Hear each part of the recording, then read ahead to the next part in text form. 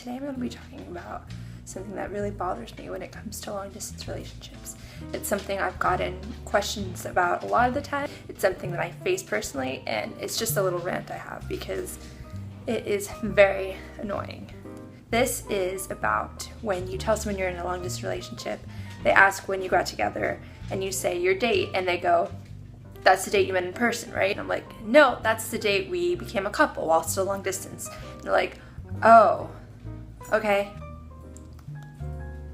Just because we haven't met doesn't make us a couple." And you feel like you want to go through that whole, we Skype for 10 hours a day, and we text all the time, we have phone calls throughout the day, we know each other, I spoke to their family, they spoke to my family, like we see each other, it's a thing, it's real. But then you're like, fuck that.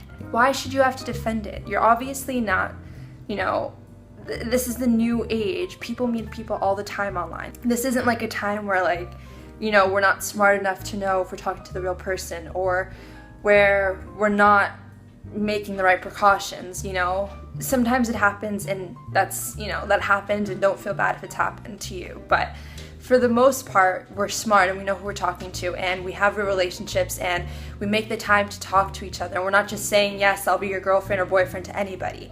These are legitimate situations, and we have every right to get together before we meet in person. It's not our fault that we met this way. It's not our fault that we happen to be a certain amount of miles apart, and we shouldn't have to defend that.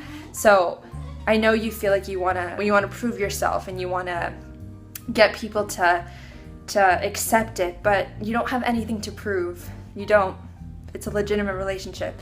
You can say you want to date before you meet in person, and you shouldn't have to defend yourself for that. And I still get it with my mom, actually. She asked us the other day, because we told her it was our 3rd anniversary, and she's like, "So when did you get together?" And we were like, November 6th. She was like, "So that was before you met?"